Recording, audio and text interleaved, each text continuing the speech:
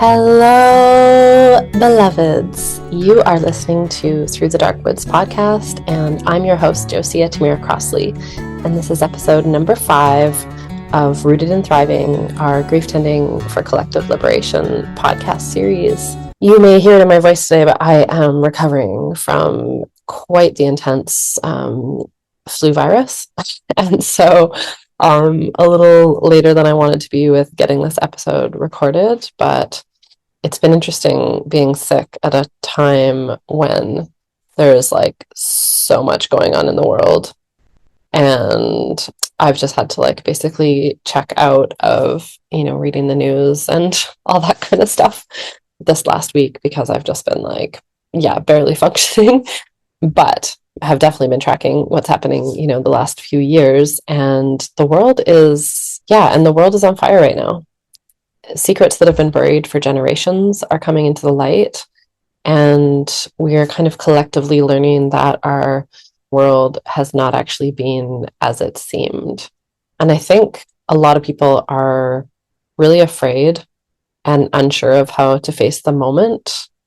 I think there's a lot of collective inspiration and incredible stuff happening, but I also think that most people are still walking around carrying generations of unmetabolized pain and just wondering why everything kind of felt so heavy already, and now just feeling super overwhelmed. And so if you're someone who holds space for others and you know that there's a deeper kind of medicine needed right now, I think you're right, and you are also in the right place.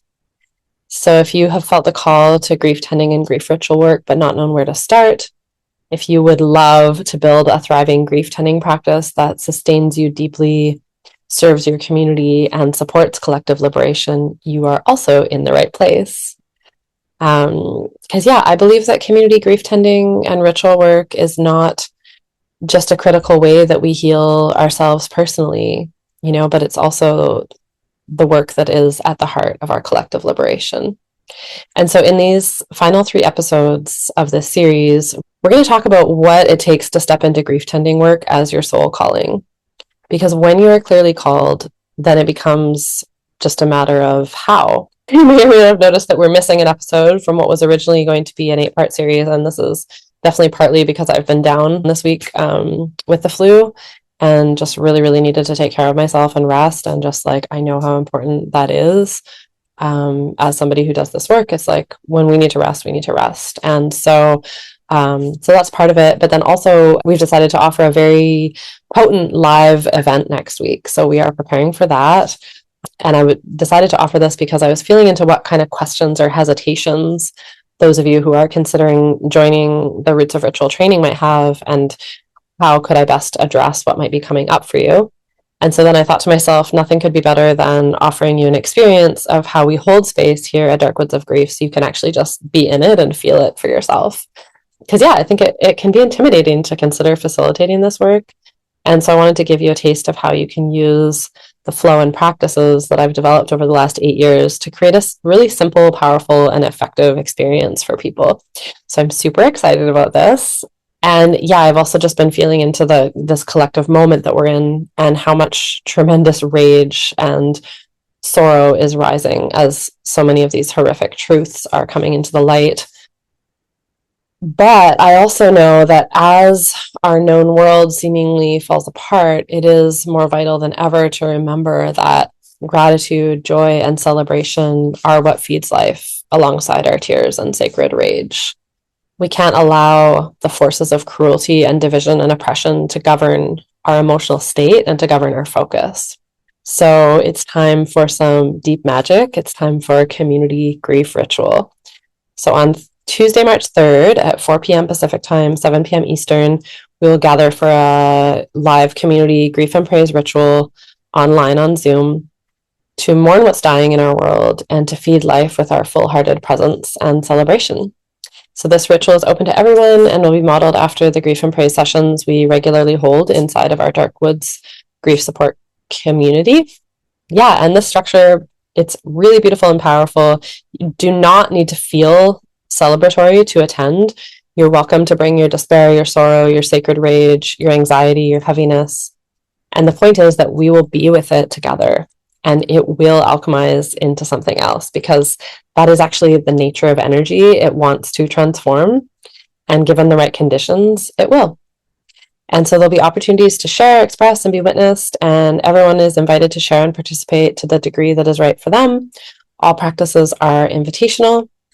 This is a by donation event, and all proceeds will go to our scholarship fund to support us to be able to offer solidarity pricing for our programs and trainings. At the end of the ritual process, we'll share more about our Roots of Ritual Grief Tending Foundations training, and we'll be available to answer any questions you might have about the training. If you'd like to learn more about the training now, link is in the show notes of this episode, or you can go to darkwoodsofgrief.com/roots-of-ritual.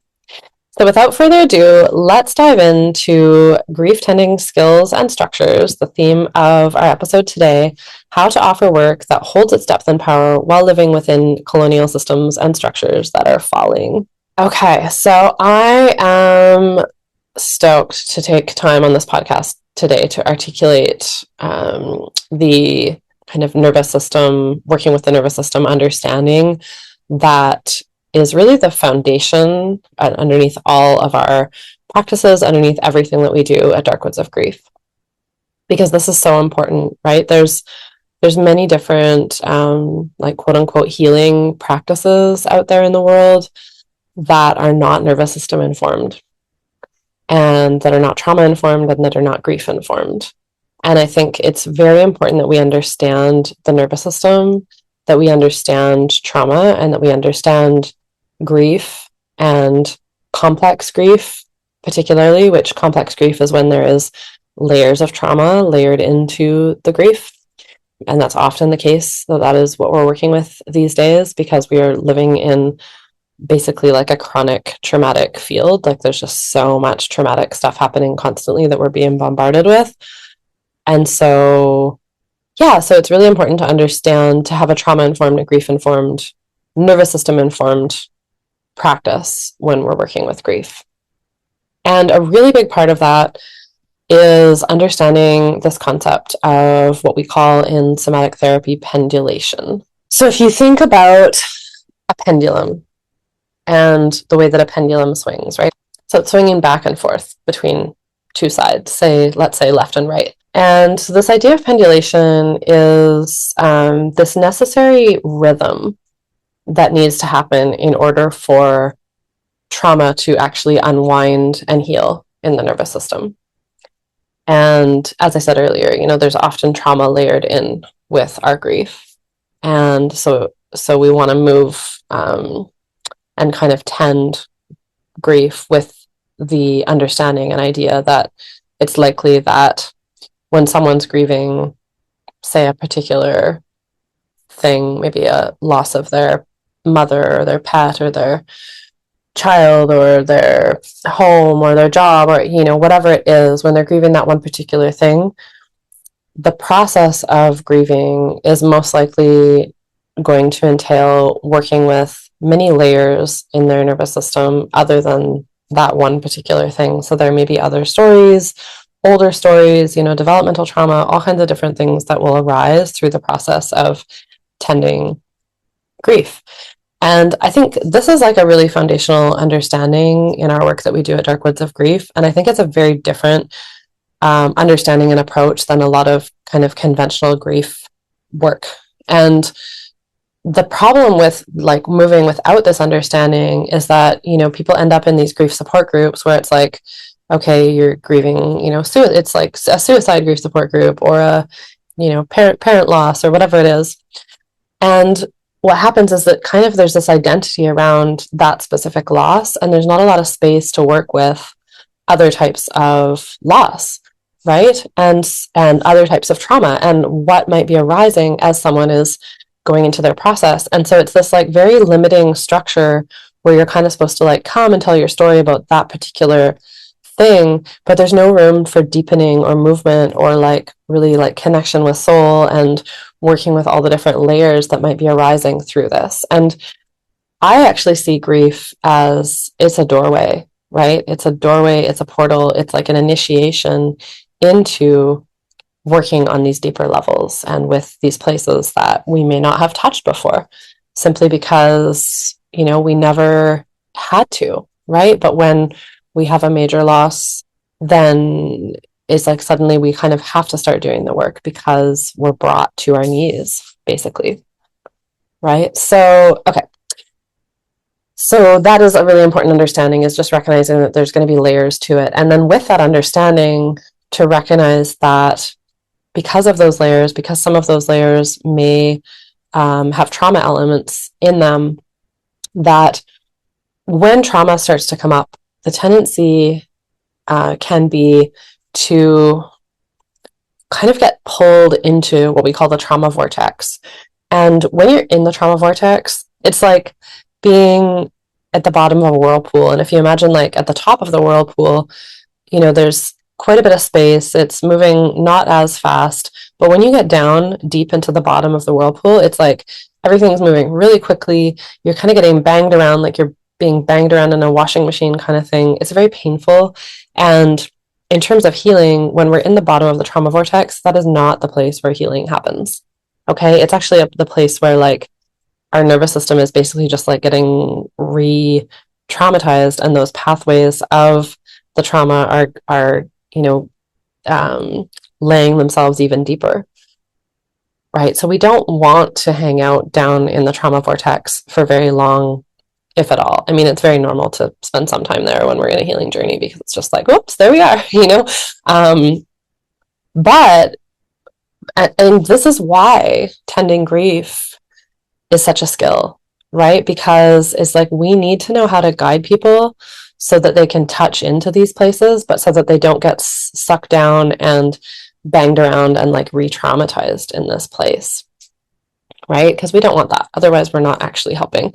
And I think probably one of the biggest fears that people have when they start to approach their grief is that they're going to go into that place where it feels like you'll never come back from that place, right?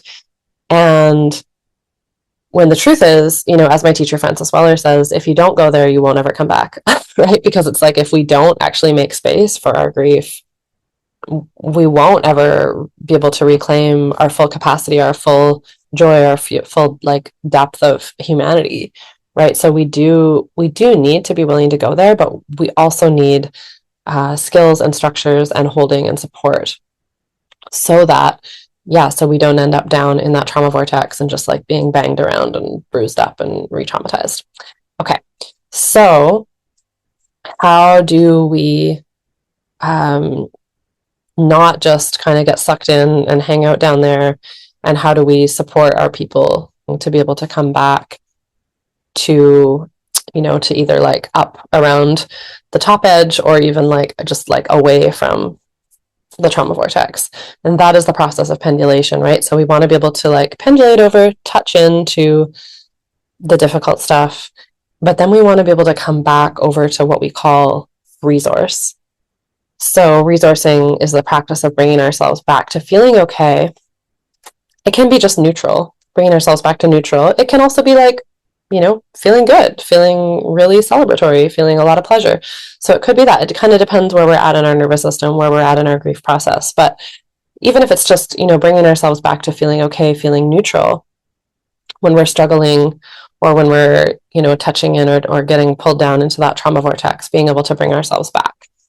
And it's how we return to a state of harmony and nervous system regulation when we're suffering, basically, right? So as humans, we are animals also, right? We're part of the animal kingdom, and our brains as animals, as mammals, are wired to focus on the negative, right? To focus on danger, to focus on, what might potentially be harmful to us, so that we can, it's a survival mechanism, right? So that we can avoid it.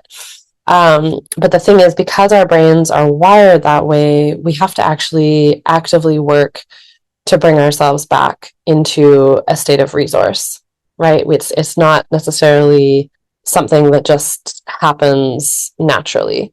And many different traditional cultures understood this and had practices, actually, communal practices around this in order to support resourcing.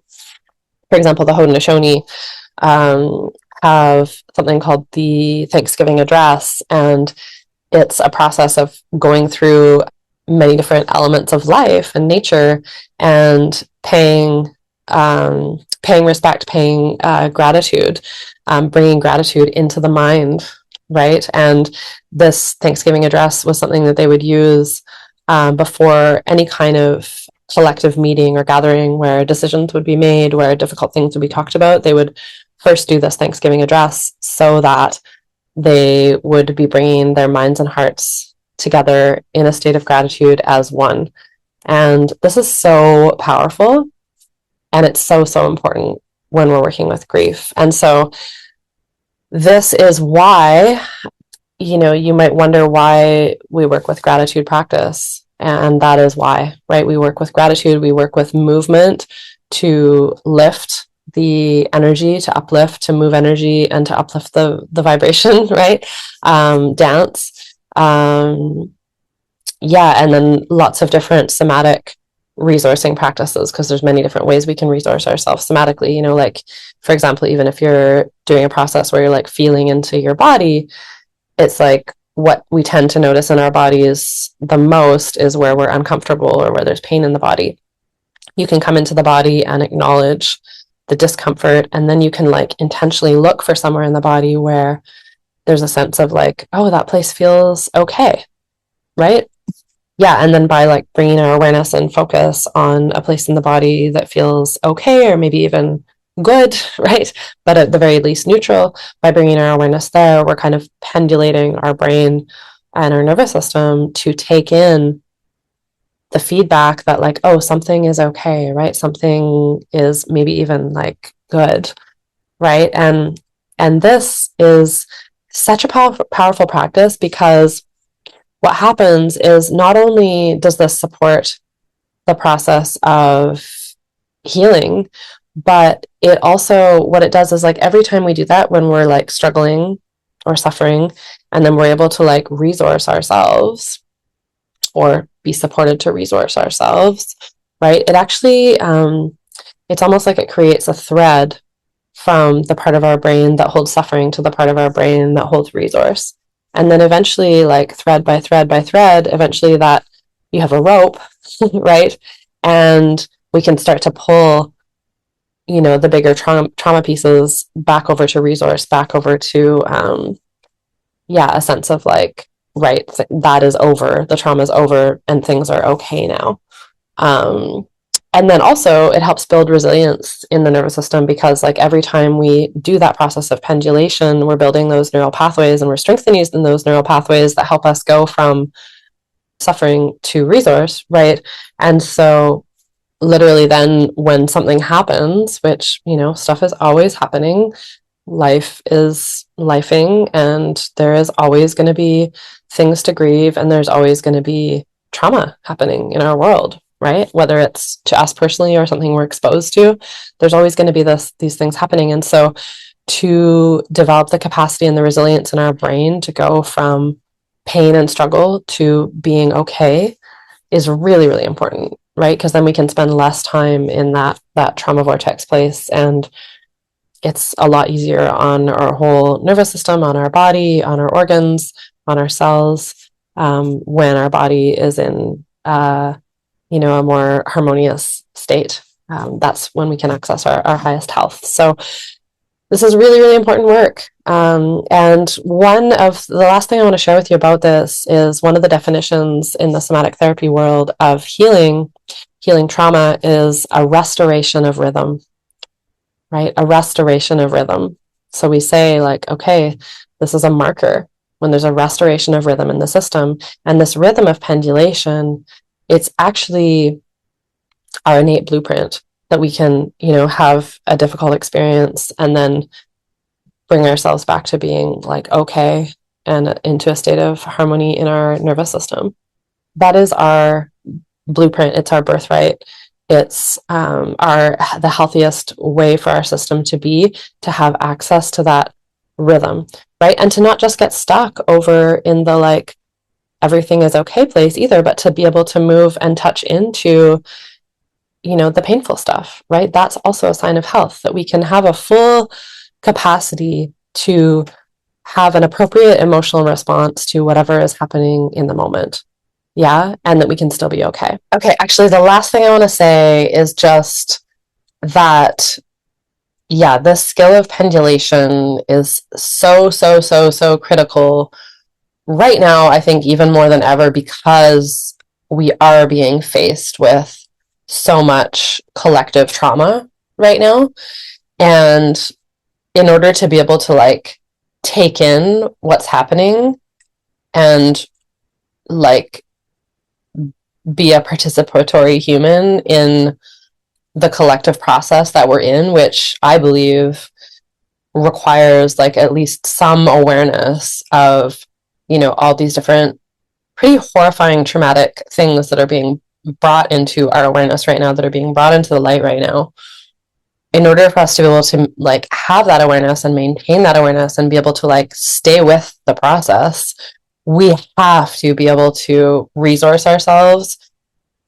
We have to be able to and to pendulate. Like we have to be able to like take in this information, and then we have to be able to resource ourselves so that we can be okay, right? Because otherwise, getting just like constantly exposed to so much really traumatic information can actually just like take over our nervous system in a way that is like, one, not healthy for our own bodies, minds, hearts, and two, it's like if we're not able to resource ourselves through that, and we're just like, weighed down by like all this information that we can't actually digest, and we're basically starting to experience vicarious trauma, then we are not actually able to be helpful, to be truly helpful and like a functional human in the world as it is, right? And I think that's a lot of the reason why so many people like turn away and shut down to this stuff, because it's like, well, and you can't stay constantly focused on it, right? You have to like take it in and then pendulate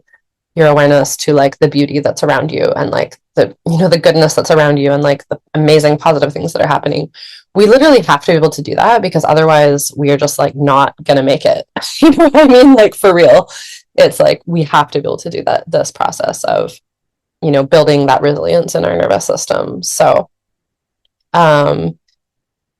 yeah, and I think, if you're deep in personal grief, then it's also not the time to try to digest a bunch more of what's going on in the world, right? It's time to just like take care of yourself, build the resource in yourself, learn how to kind of start to do this work of pendulation. And that will innately build your capacity to then be able to hold space for the grief of the world, the grief of others around you. But it's all in good time, right? You can't force it, and it's a process. It's like building a muscle. You don't go to the gym and like work out one time and then go try to like, I don't know, lift a car off a baby or something. Why that example is coming forward, but you know what I mean? It's like you have to build the muscle over time. And it is a skill, it is a practice. And so yeah, I hope that's helpful. I'd love to hear from you guys, how this lands with you. And yeah, I think we will leave it there for today. Stay tuned for our next episode, which I'm aiming to release on Wednesday. Business models for liberation, the realities of making a living in this sacred work. Is it possible to do what you love and thrive? The answer is yes, and we're going to talk about how on Wednesday. So I look forward to that, and then definitely look forward to seeing you live on Tuesday, March 3rd. The link is in the show notes. We meet at 4 p.m. Pacific, 7 p.m. Eastern time for a community grief and praise ritual to mourn what's dying in our world and to feed life with our full-hearted presence and celebration. And yeah, this ritual is open to everyone. Will be modeled after our community grief and praise sessions that we hold regularly inside of our Darkwoods Grief Support Group community. And you don't need to feel celebratory to attend. While we do intend to bring in some strong pendulation of both like working with the grief and bringing in the resourcing through celebration, you are more than welcome to bring your despair, your sorrow, your sacred rage, your anxiety, your heaviness. And the point is that we will be with it together, and it will alchemize into something else, because that is the nature of energy. It wants to transform, and given the right conditions, it will. And so, yeah, I look forward to seeing you there. Link is in the show notes. Link to the Roots of Ritual Grief Tending Foundations training is also in the show notes. reach out to us at info@darkwoodsofgrief.com if you have questions, and I will see you in our next episode. Okay, thank you so much.